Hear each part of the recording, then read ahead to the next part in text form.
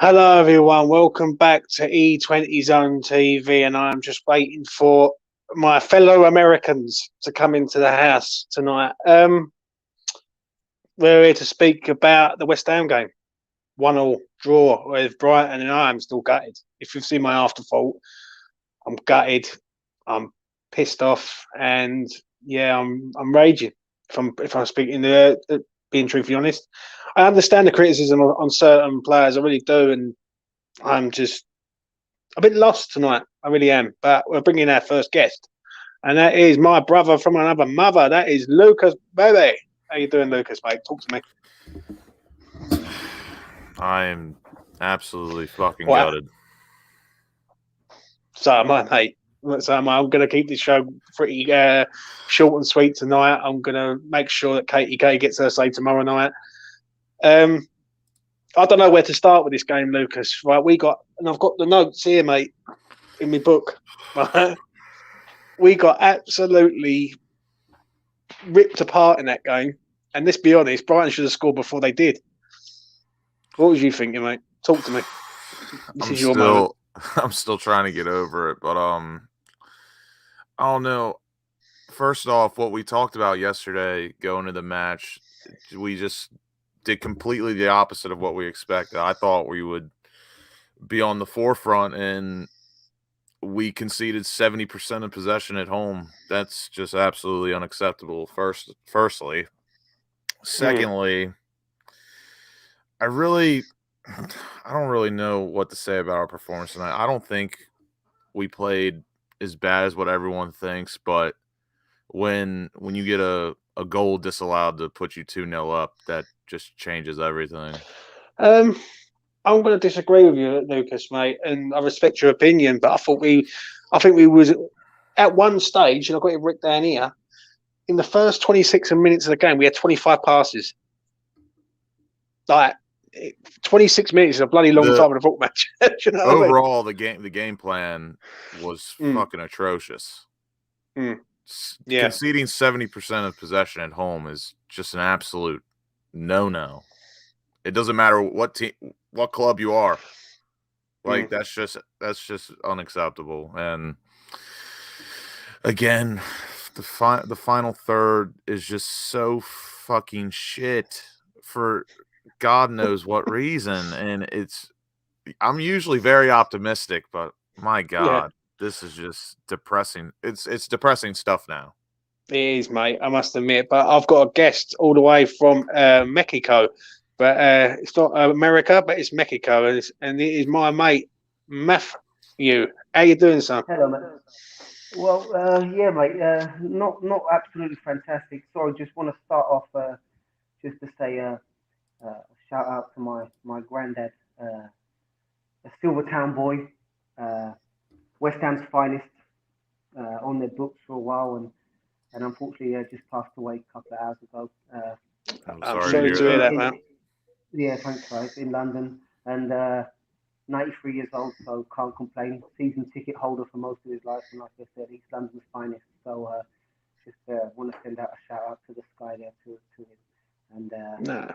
And he decided to go out after many years of suffering. He decided to go out whilst we're at the top, or at least at the top compared to most of the years that he supported us. So yeah, thanks guys. But just wanted to jump on James because nothing better than talking about what we love to get over tough times. Nah, that's it, mate.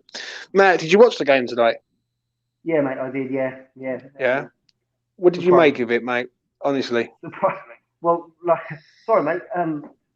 Lucas. Just got to say, Lucas, mate. Like Lucas was saying, hello, Lucas, mate. How you doing? All right? How's it going? Yeah, not bad. I see you're a Bears Bulls fan. Yeah, is it? No, just wearing the hat. No, just wearing the hat. No, I'm right on the border here of Texas. I live on the border of Texas. I can spit on the US from where I am, to be honest. But no, mate. Like Lucas was saying, the percentage of possession, mate, starting from basics, if we're just going to statistics, it just wasn't what we were expecting. Like you said, mate, I always follow you, mate. You're always spot on the money. Like I say, mate, James, you've got a real potential here with the channel, mate, because you're right on a number. And like you said before the game, you're expecting a draw. And I think deep down, mate, I think most of us would have been happy with a draw. but after recent performances and the possibility of playing this game at home, I think we were hoping for the 3 points now. But I mean, we just didn't. I mean, there were some good parts, but it was just not what we were expecting, was it? Nah, not for me, mate. I appreciate your kind words about the channel. I'm hoping for it to grow as much as I can be. And I was sitting here today, and I was at 1-0. I was happy, and then at full time, I'm devastated, but I've cashed. Now, like, how mad can that be? Like, I understand it, mate, but I just know West Ham too much. Like, it's just, I look at West Ham, it's just that today was the old West Ham way. Yeah, and it was. Lucas, fire Matt a question, mate, on today's game. Goodness. Or is Lucas still devastated? I'll fire Matt a question. I seriously haven't gotten over it yet, and I usually get over it pretty fast. No, I'll ask Matt a question. Matt, obviously you watched the first half.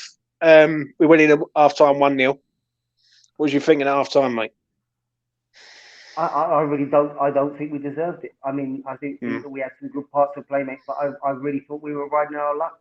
I thought they started to pick it. I was a bit worried because the last 8-7 minutes before half time they started to have a few more movements around and they looked a little bit more lively. But I don't know. I think they kept the ball really well, mate. I mean, I think Brighton, like with possession, speaks for itself, but just the way that we've become used to being so well organised under Moyes. You know what I mean? Compared to the old days, and we just didn't see that today. And to be honest, it just felt disjointed all game. We had a couple of good patterns of play. A couple of good counter, like that double nutmeg that Soufal made, and then we broke out, crossed it over. There was a couple of nice parts, but coming back to what we've talked about so many times, James, mate, that we just in the final third, we just don't have that clinical ability to finish off games. Because to be honest, we could have gone into the end of the first half. Maybe 3-1 up would have been a good fair representation of the first half. But I mean, like, I know you're one of Antonio's biggest critics right now, and from what you've been saying, and I agree with you, mate, and I really do. And I think that if you look at how Fabianski has picked up with the pressure of Areola hot on his heels, bang on. We don't have that with Antonio. And like you said, mate, when you said about him coming back from Jamaica, that you thought, well, you're coming back, you're making all the fuss about getting a private plane, all that hype that he was making on Instagram, and you come back and you perform like that. It's just unbelievable. It's not that, Matt. It's not that. And I agree with what you're saying, right? I don't like to be critical of Antonio, but he is what it is, isn't it? Like, when I look at him today, I look at him and I think, and Ben Rama, and I've seen a lot of people say about Ben Rama today, and I thought Ben Rama was poor today. I'll be the first one to admit that, because I do like Ben Rama. But I don't like it when he's solely on one man, when we've got a centre forward up there who should be doing more. Do you know what I mean? Yeah. And then we have another one that can't finish his fucking dinner if you try. And what it is, we've got, when you look at that front four, one thing all four of them players have got in common is no end product. None of them at the minute. And it just says it all to me, mate, really. I'm sitting there today watching the game. In 1-0 up. And I'm looking at that game and I think we need another goal to make sure of this. Because at 1-0, we looked all over the place. But obviously, half-time come. And obviously, we come out second half. And I've got the notes here, which I'll go into with you. Fabianski makes a great save on the 46th minute from Dunk.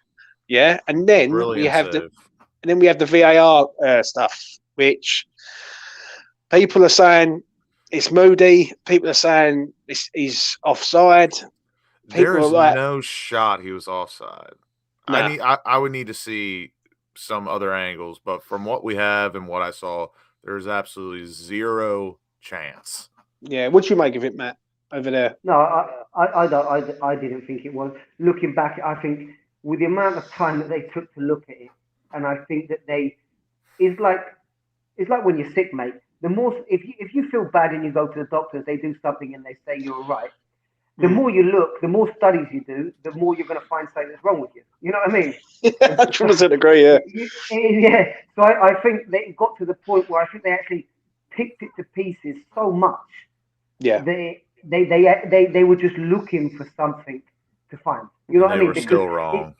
They were still wrong, but they found some awkward way that they could justify it, maybe within the rules of whatever. Because was it on the first? What touch was it? The offside made on? All that kind of shit. And I just think they were. I just come at the end of the day, mate. I think they were wrong. But when I saw it going over that 30 seconds, and started looking, I just thought to myself, I said to a mate, and I said, you know what? This is going to go against us, because you just got that bad feeling, you know what I mean? Because I just felt like they were looking for something to rule it out. And what happened? Exactly that, mate. Exactly that. I just think it was a stinker. It was really. Well, Lucas, what did you think of it, mate? Been over there in America. I don't know. I feel, from what I've seen, I feel opposed to everyone else. I really feel cheated, to be honest with you. And it's just the same. It's the same shit over and over again with VAR. Because when I was watching it, Lucas, I'll be honest with you, when I was watching it here, it was like they was trying to find a reason not to give a goal. Like, I mean, it had. I swear, I've even got it written down. I've even got it written down for these lads, right? I've got a foul on the goalkeeper, a foul on Lallana, and offside. That's the three things they were trying to find. And then they said that it touched off Antonio, which by video review, I didn't see that, but but it doesn't even matter because he's not offside. But the point of the fact is just, I don't understand what we have to do for VAR to go our way. Yeah. I don't know what we have to do. I know, mate. I wish the Premier League would just come out and at least tell me, hey, we're match fixing this game today. That would be splendid. See, I've got it, as I say, it's here, yeah? And then on the 64th minute, Bowen has a great chance, goes through, has a shot. Luke, I have to disagree, brother. That we go 2-0 up, we see that game out 1,000%. 1,000,000%. I have no doubt in my mind. I think if we score another goal, it is game over. 48th minute too. We see that out 1,000%. We should have seen it in the first half, but that was a brilliant one. But that's where you see the £4 million Bowen that barely gets into West Ham team compared to a possible £40 million Bowen that would go to Liverpool. Is that clinical finishing? That's the difference between him. Yeah, I agree with you, mate. I think if we score that goal, we go 2-0 up. He brings Crowell on, he shuts the game down, and it's a completely different game. Exactly that. And what it is, as I'm looking at the game, obviously Lallana had a good chance on the 68th minute, and he just spoons it wide. But he had all the space in the world and spoons it wide. But I'm going to get into the main talking points now, right? Obviously, the 75th minute comes about, and we have a double substitution.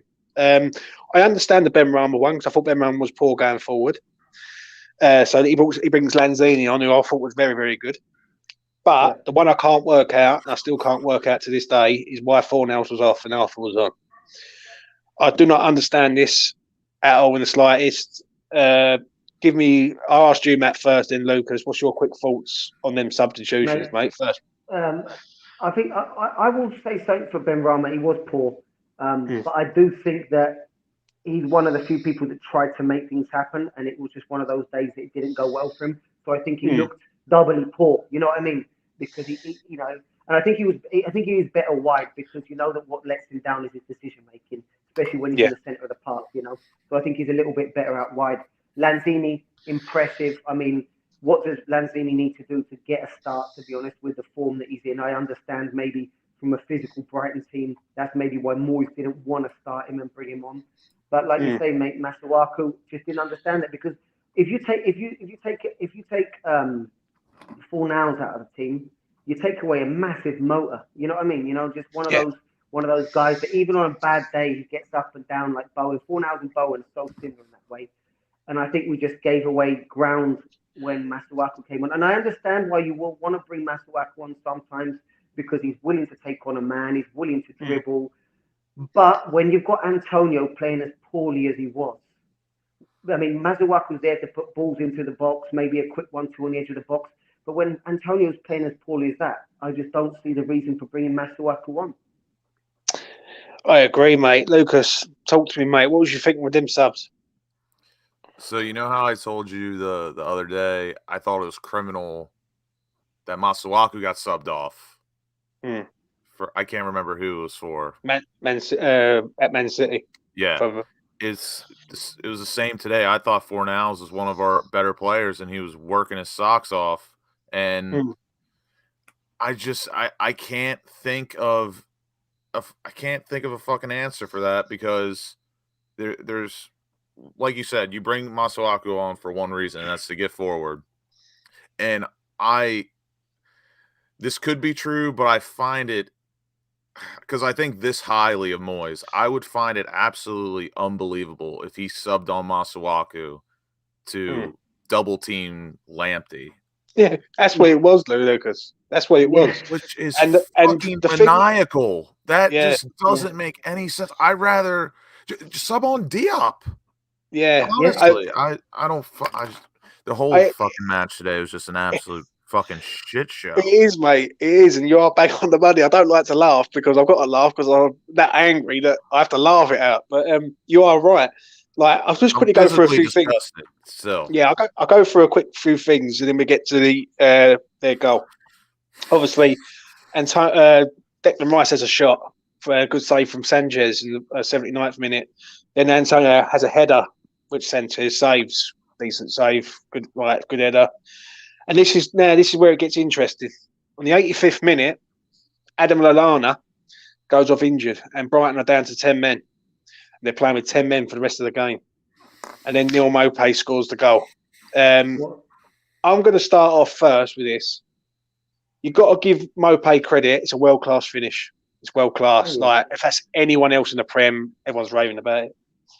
But Arthur Masuaku had one job to do today, and that is to stop Lamptey crossing balls in. And he lets him cross a ball in for Neil Maupay to do that. And we end up drawing the game. I don't understand it, Matt. Talk to me, mate. I don't understand it. No, I agree.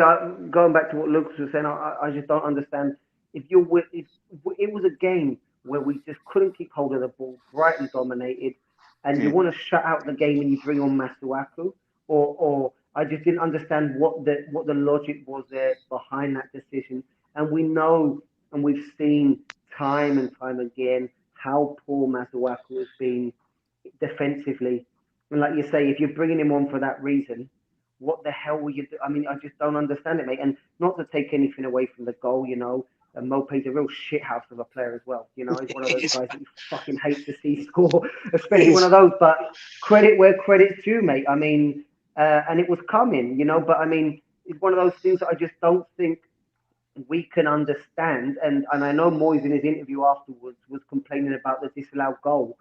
But I think more than that, he's got to look at himself and say, especially with Bonner out, on that left, because whether you like it or not having we saw with Zuma recently when he's been played on the left side of the defence, he's not been as good as when he's on the right hand side, and we don't have that strength of Bonner there.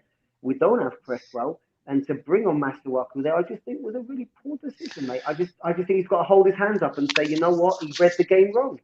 He has, mate. He has. Lucas, obviously, you've heard everything what Matt said. Arthur comes on and does what Arthur does, and he does it very badly.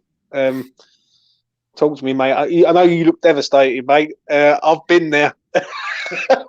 I've done that. I've done that earlier. I mean, there's really just no excuse. I mean, I wish there was something else I could think of or say to make it less worse for Moyes, but I mean, that's just an absolute stinker of a substitution. You could have put Fornals at left wing back or whatever the hell you want to do, and he would have done that. But just overall, basically, there's loads of ways you can do it. Really, as soon as they went down to 10 men, you just bring another person in midfield, shut the game down. Yeah. And if you bring Crow on, for instance, just take off fucking Antonio if you have to. bring Crowell on, have Bowen as your outlet, and go like that. But for me, honestly, Moyes needs to look at himself tonight. That's twice now in 2 games that he's played Arthur Masuaku. And we all know, as fans, if you are a genuine fan and you know your football, you know Arthur Masuaku is not a good defender. And Well, it is what it is, Matt, isn't it? Let's be honest.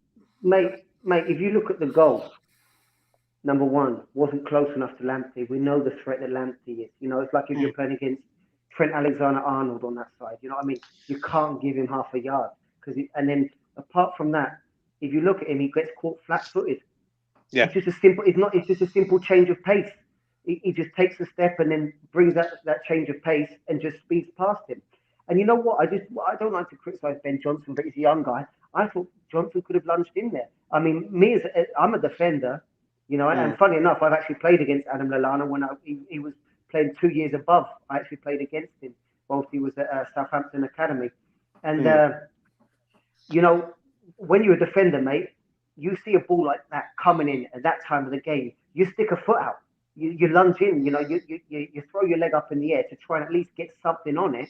And I think even Ben Johnson, if you watch it again, mate, Ben Johnson really could have lunged in because he kind of just watched it go past him. And I thought to myself, you're seeing out a fucking game that is you don't really deserve to win in some aspects, and it's just that grinding out the results that we've been so good at in some moments, and maybe we've just become victims of our own success, and we kind of got into this thing that maybe we deserve to win games that we don't really deserve to always. I must admit, you just said something there before I move on to this comment about our own success. Believing in the hype is the word I'm going to use. I think West Ham are being a bit overhyped for what we're actually doing at present. Just want to get on to Andy's comment because Andy was at the game today. Not long been in, still fucking fuming, fucked off. Poor start 11. Lansing should have been starting. I agree to a point on that. Poor subs, bang on. When chasing the game, and Diop in for Dawson. Cresswell and Obonra big. I miss big time, and I'm going to try and get Andy on to do the player ratings with me probably tomorrow now. So that is going to be interesting. So if you're new around here, you want to stay tuned for that because that's going to be brutal. But I agree with you there, Matt. What you just said, you said something very interesting there about the hype, and I think West Ham being overhyped now. Teams that are fighting for top 4 don't have a right winger as a striker. They don't have Arthur Masuaku as a left back or left wing back. And we look, Lucas, I'm going to ask you this before I sort of come towards the end. Are we becoming predictable now or what? 1,000%. It's just, I mean, if for at least now, like everyone knows we have no end product. And I mean that we're not clinical, and that at the end of the day, that will get you absolutely fucking nowhere, no matter how good your midfield is, no matter how good your defending is. Yeah. You got to score fucking goals.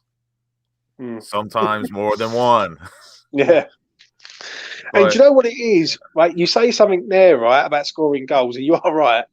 But we've got to look like we're going to score goals, right? Fair enough. We scored. We had chances tonight, but not really. Yeah, same old story. We get in position and then we just shit our pants.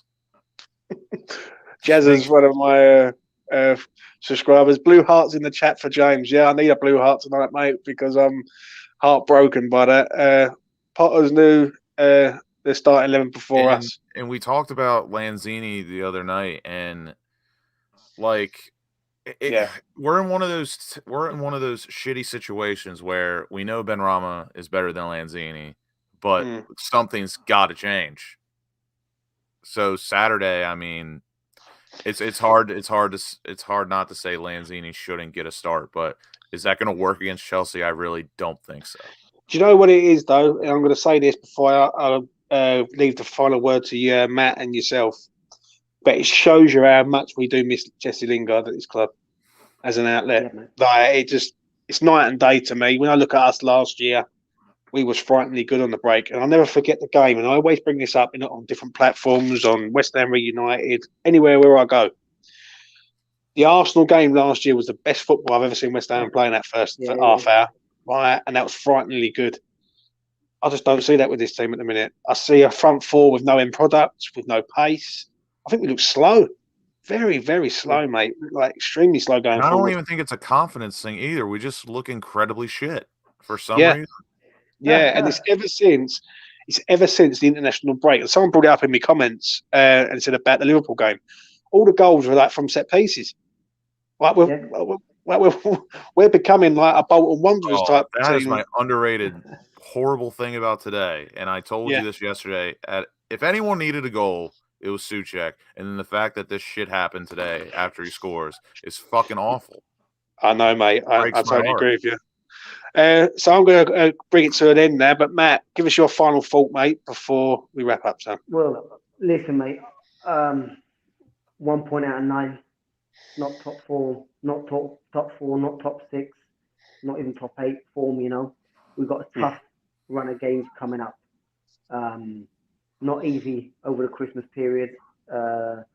More than anything, mate, I think against Zagreb, going past the Chelsea game at Zagreb, they've just got to stick out everyone that's not been playing, stick out a complete beating, because we've got the Burnley game, and then we've got the Arsenal game, and then we've got the Norwich game, I think it is, and those games are coming 3 days after 3 days, you know. So, I mean, get past the Chelsea game. Chelsea can be stopped, like was shown today, like we saw today, you know. But like you said, maybe Lanzini bring on something differently, because if we're looking to go for that kind of battling performance, you know, maybe we just don't have it with us right now, you know. So let's get out there, try and play some football around them, and see if we can take advantage of it.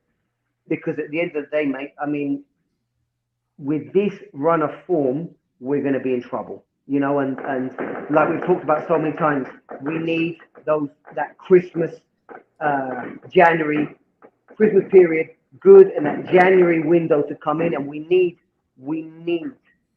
left back striker, because I think we were okay without Ogbonna, but Ogbonna and Cresswell out, that's what sinks us. Yeah. So I think Antonio needs that pressure, because I think he will pick it up if he gets someone behind him. Yeah, I agree with you, mate. I really do. Lucas, final thoughts, sir. We need to spend some damn money in January. Mm. I mean, after tonight, it just shows that we can't go into January or end January without a left back. We need a replacement ASAP. And like for me, it was striker, Lingard, left back, center back. But now the whole plan is just fucked up right now. So I mean, we're gonna get Jay Lings, but I mean, you could argue we need 3 other more positions than him. I'm not going to complain, but we just got a messed up science experiment right now that we don't know what the fuck's going to happen. Yeah, and do you know what? You're bang on. For me, personally, I think this team's stale. I think it needs a bit of energy in it, needs a bit of pace in it, especially up front. Creativity. Yeah, and creativity and all. For me tonight, I am gutted because I called the draw. I just know West Ham how they play, and I just know that against them sort of teams, Brighton are the team that basically Brighton really kicked our ass when you sort of weigh it up and the possession and the chances. Definitely. And if they would have scored first, they would have won tonight comfortably, I believe. So.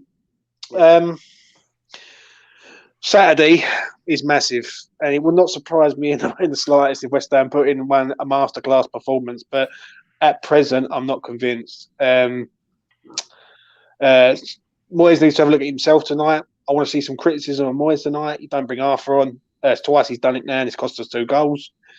You don't take Fornells off. And when are we ever going to see Alex Crowe in a West Ham shirt in the Premier League? There's a lot of issues that need to be sorted out, but that is for another time. I want to thank Matthew for coming on tonight. Matt, it's been a pleasure, mate. I really do appreciate you coming on tonight. No, thanks, mate. Thanks for giving me, as always, a chance to talk, mate, and especially in a tough day like today. It's nice to see a friendly face and thoughts and prayers, man. Yeah, mate. Thank you very much. And no better way to honour my granddad's life than to speak about his number 1, 2, and 3 thing in life, favourite thing in life, which was West Ham.